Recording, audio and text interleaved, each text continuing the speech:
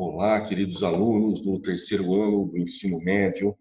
Aqui quem fala é o professor André. Hoje nós teremos uma aula de História Medieval. Nós estamos falando do livro 2, da frente B. Obviamente que ficamos divididos, eu e o tio Wander, duas disciplinas ou dois conteúdos para cada um nessa frente B. E espero que vocês tenham bastante proveito nessa aula. É uma aula muito interessante, apesar de que, quando nós tratamos da Idade Média, nós falamos de pontos específicos, ou os mais fundamentais, ou os mais gerais da Idade Média. Ela é maravilhosa, a Idade Média, até porque, se você estudar os aspectos através da microhistória, você verá uma série de elementos psicológicos e pessoas muito interessantes que viveram nesse período e que, obviamente, não aparecem num cenário geral. Mas o fato é, meninos, que o que interessa para nós é que nós tenhamos uma visão prática da Idade Média, para que nós tenhamos também uma facilidade na hora de interpretar os exercícios do vestibular.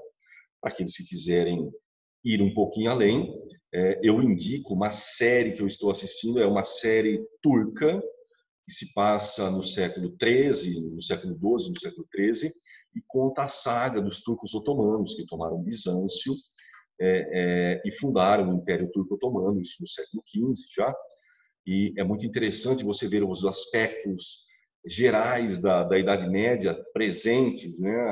O núcleo social, a produção agropastoril, a liderança fragmentada entre as tribos, portanto, o poder político também fragmentado nesse sentido. Enfim, essa série chama-se Dirilis Ertuğrul. Dirilis Ertuğrul. Enfim, ele é turco, né? Mas o fato, meninos, que vamos à ideia geral aqui. Eu vou abrir aqui a aulinha para vocês vão acompanhando comigo.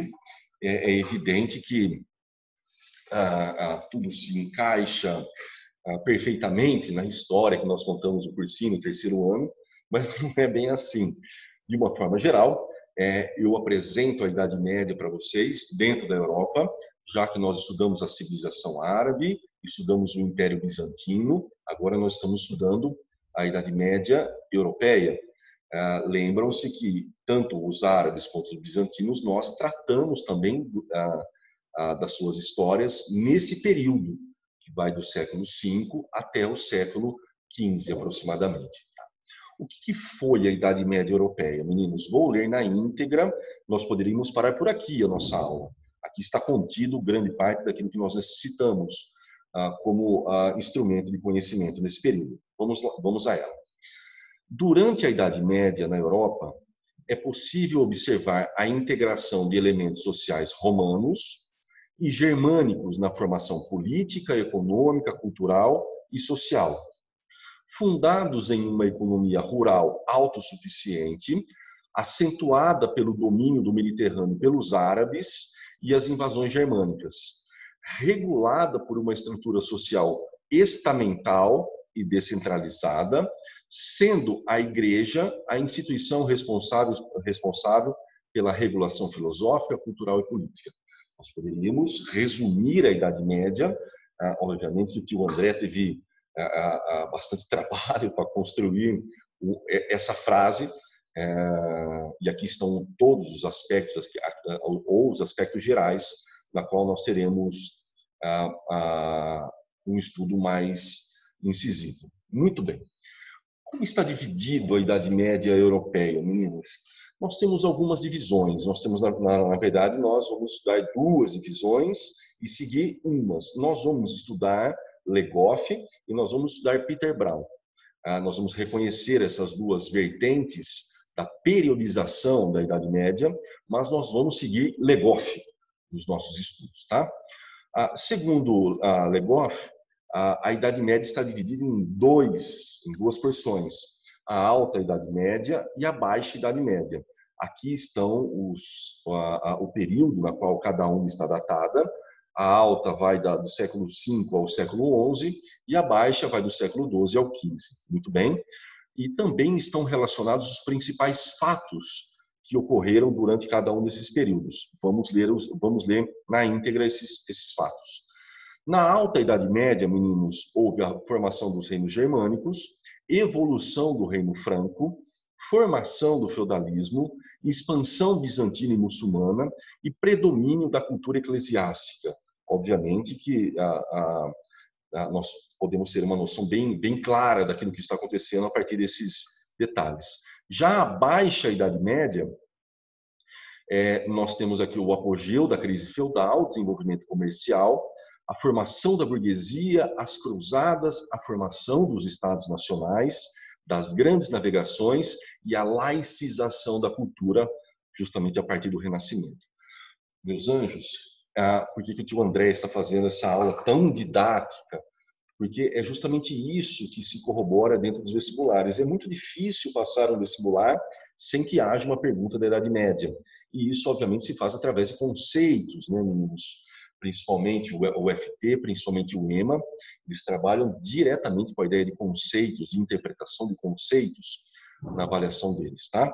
Muito bem, seguimos um pouquinho adiante, meninos. Nós temos uma segunda a metodologia de periodização da Idade Média que se dá com Peter Brown. Eu não vou entrar em detalhes sobre ela, vocês deem uma olhada, caso tiverem alguma dúvida, caso tiverem alguma pretensão maior, nós podemos dialogar através do grupo ou do privado. O fato é que nós seguiremos aquela determinação de Legoff. Vamos tratar inicialmente da chamada Alta Idade Média. Vamos iniciá-la. Muito bem. Nós temos que iniciar a Alta Idade Média com as invasões dos povos germânicos. Nós sabemos que Roma, durante a expansão do seu império, chegou a limites absurdos, né? Muito além dos limites da própria cidade de Roma. Isso fez com que os romanos tivessem, o Império Romano tivesse uma incursão bastante ampla de grupos germânicos. Não só no exército, mas também na economia e também na cultura. Houve uma espécie de encontro entre o modelo clássico romano-grego e o modelo germânico, obviamente que acabaram se fundindo em alguns aspectos e nós vamos detalhar posteriormente esses aspectos. Nós poderíamos estudar cada um dos reinos germânicos, os vândalos, os ostrogodos, os visigodos, os lombardos, tudo bem? Mas nós vamos nos concentrar na figura dos francos, que foi certamente a maior dos grupos germânicos em termos de conquista, em termos de unidade, em termos de profusão do cristianismo e assim sucessivamente, ok? Muito bem. Obviamente que nós já identificamos como na formação do período medieval, na entrada do período medieval, nós tivemos as invasões germânicas que foram fundamentais para a transformação da mentalidade europeia. Nós tivemos, nesse momento, como eu estava narrando, essa junção de fatores, essa junção cultural, ou essa amálgama de ideias, né, entre germânicos e romanos. E se nós compreendermos detalhadamente a Idade Média, nós veremos que quase toda ela é fundamentada dentro dessas relações. Um pouco de um grupo, um pouco de outro grupo. Então, as relações sociais, políticas, as relações econômicas na Idade Média, elas são essa fusão daquilo que se denomina tradições romanas e tradições germânicas. Veremos, meninos. Entre os romanos, no final do Império, a partir do século II, século III, nós tivemos essa transformação significativa no Império Romano, que foi a adoção da vilae, ou seja, a autenticação da vila como um espaço de produção. Introduziu-se o colonato, que era um sistema de trabalho onde havia uma relação de dependência entre os senhores e aqueles que se submetiam ao colonato, né, aos colonos, e essa relação era uma relação hereditária, passada de geração a geração. E nós tivemos também o desenvolvimento do cristianismo dentro do Império Romano. desde Constantino, que tirou o cristianismo da ilegalidade, até Teodósio, que transformou o cristianismo na religião oficial. O cristianismo ganha um corpo excepcional dentro de Roma. E é evidente que os germânicos, ao entrar em contato com os romanos, vão absorver essa tradição cultural e religiosa, o que obviamente fundamentará em grande parte a sua cultura. Muito bem. Entre os germânicos, nós tínhamos uma tradição agropastoril, ou seja, eles eram uma unidade bastante, um núcleo quase que inviolável, um núcleo familiar que se desenvolvia além do clã. Nós tínhamos um nobre guerreiro que era o chefe tribal. Essas tribos eram divididas, eram descentralizadas, praticava-se a atividade agropastoril, quase que voltada à autossuficiência, exigia-se pouco do comércio nessas circunstâncias. Esses povos, então, eles eram núcleos fechados, herméticos, que tinham uma tradição muito, muito forte, muito intensa em relação à sua produção econômica e à sua idealização política. Vejam que a junção das duas, das duas tradições, formam os elementos fundamentais daquilo que nós convencionamos chamar de Idade Média. Muito bem, meus anjos. Outro tópico interessante que nós deveríamos estudar a fundo, que é linda, ou são lindas as histórias que se narram em torno dessas relações sociais, que é a relação de sucerania e vassalagem.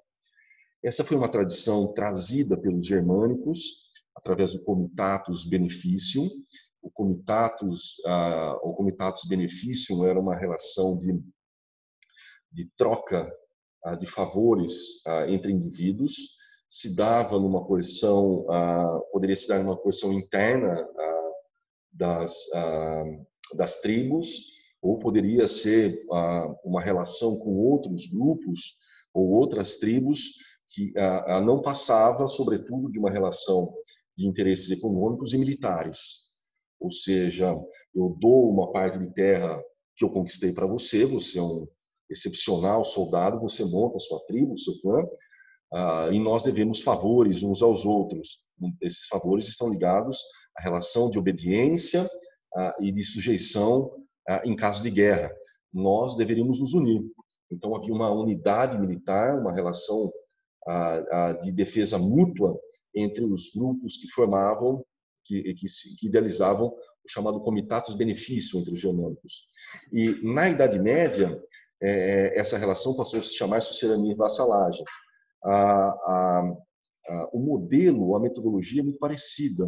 O que muda nesse momento é que a sucerania, ou sucerano, que é aquele que doa o espaço de terra em troca de proteção, em troca de um juramento que faz o vassalo em relação à sua pessoa. O mais interessante disso tudo é como se dava essa relação e como era o ritual para que houvesse essa relação consolidada. E o ritual nós chamamos de investidura ou homenagem, que é justamente no momento em que o vassalo se ajoelha e estende suas mãos ao sucerano, normalmente tratado aqui como um rei ou como um príncipe, estende suas mãos e oferece a sua vida ao rei. E o rei, em troca, bate com a espada no ombro desse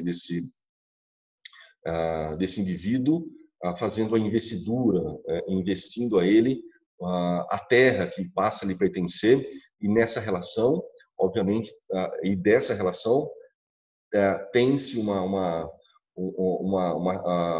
fundamentação do que se realizava, daquilo que se colocava em prática entre a nobreza durante o período medieval. Tudo bem? Seguimos um pouquinho adiante. Vamos falar um pouquinho das características de cada um dos elementos que compõem a Idade Média. Nós vimos como que se fundiram as tradições para que se desse, ao final, as características necessárias para a fundamentação da Idade Média. E essas são as fundamentações ou as características resultantes da tradição romano-germânica. Muito bem. A sociedade ela se torna estamental.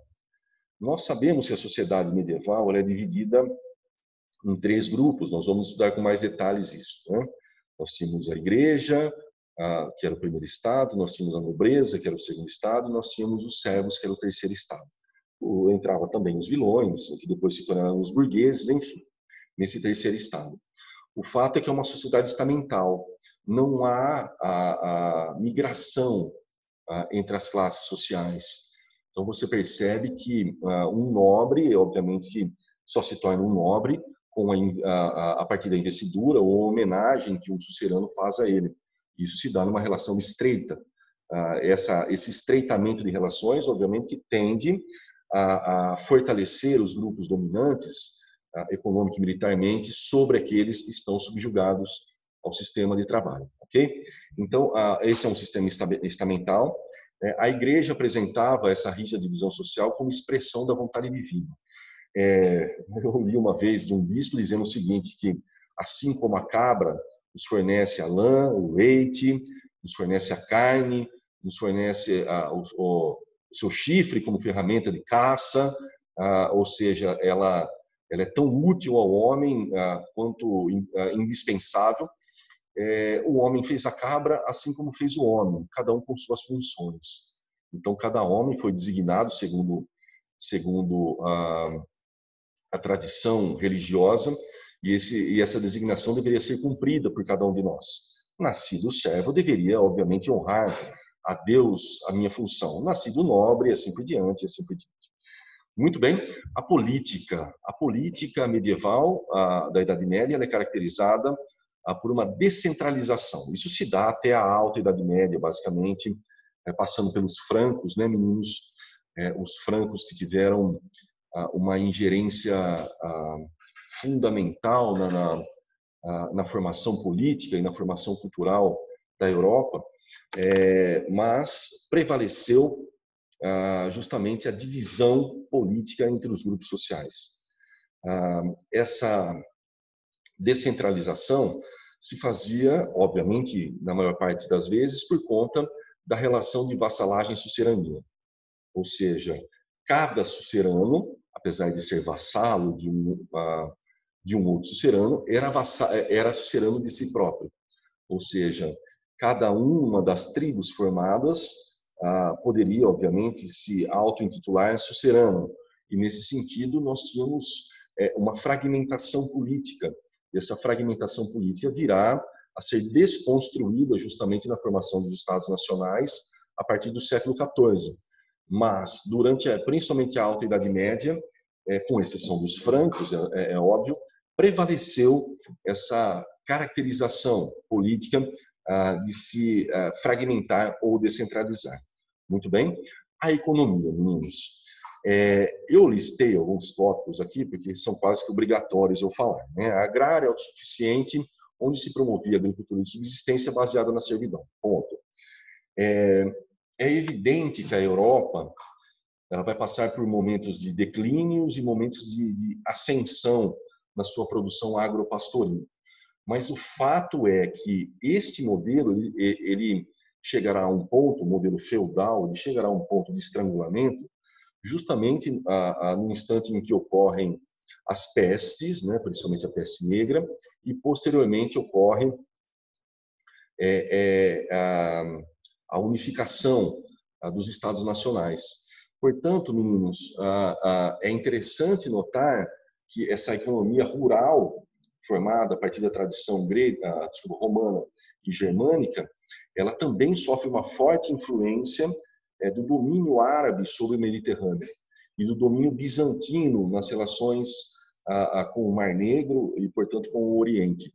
Então, a Europa fica incrustada dentro do seu próprio território e ela tem que se virar com uma produção autossuficiente muito limitada, e essa limitação é vista, é notada principalmente, ou chega um momento de estrangulamento em que se decide fazer as cruzadas. As cruzadas, no século XI, elas se misturam entre os seus aspectos comerciais e o seu aspecto religioso.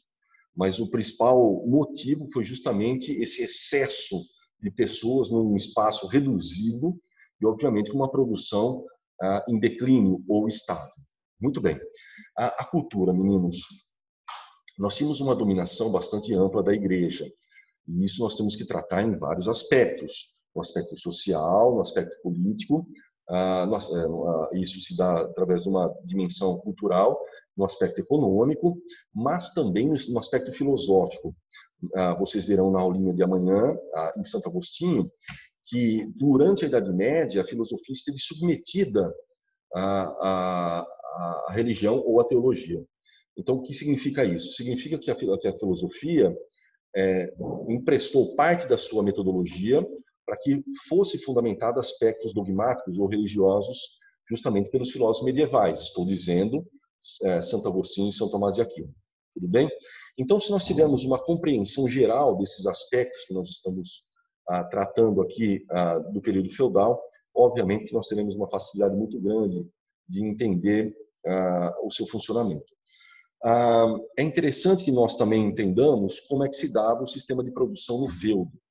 O feudo também, alguns historiadores o chamam de uma unidade básica de produção.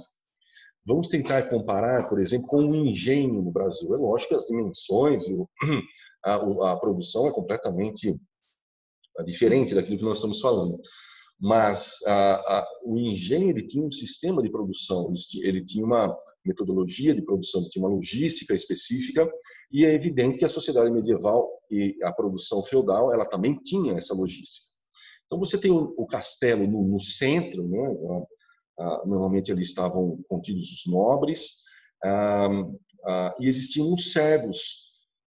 Esses servos eles moravam numa vila, num espaço reduzido, e existiam os espaços para que o servo produzisse, um espaço para que o servo cuidasse das áreas de produção do nobre, existia um espaço que era comum, era um manso comum, existia a reserva de lenha, né, a reserva florestal, para que quando chegasse o inverno, e assim por diante.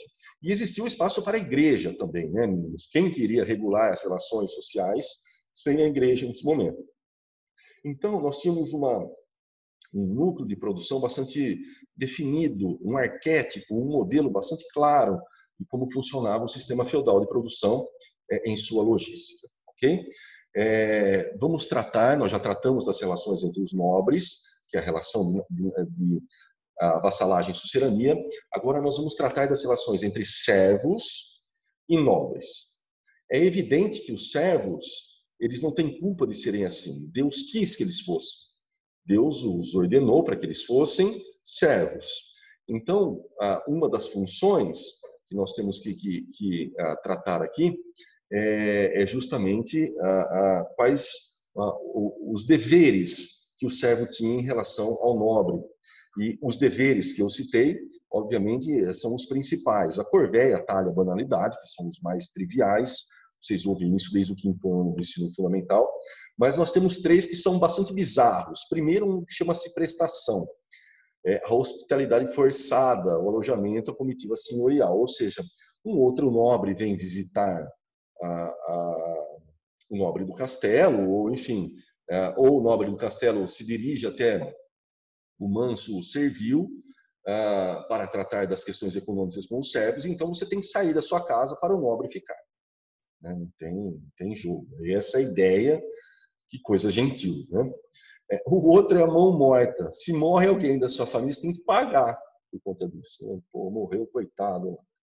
Tem que pagar, porque vai ser uma mão de obra a menos. Então você tem que recompensar o nobre por conta disso, por conta da morte do seu familiar. E o outro, obviamente, que faz parte do ambiente social ainda hoje, que é o dízimo, né, meninos? O dízimo, também conhecido como tostão de Pedro. O dízimo ele está aí justamente para conferir o espaço da igreja, dentro dessa parte que cabe o trabalho dos servos. Ok, meus anjos? Seguimos um pouquinho mais. Eu falei da cultura, explorei bastante a cultura com vocês aqui, e vimos que há um predomínio bastante severo por parte da igreja, e é evidente que isso vai ser tratado na aulinha de amanhã em filosofia, né, todos esses detalhes. Então, meus anjos, apesar de ser um pouco extenso esse tema, eu acho que é bastante agradável, bastante interessante para que você faça uma leitura e troque ideias com o professor André sobre isso, tá? Do mais, eu desejo um beijo para vocês e uma boa semana. Nossa. enfim,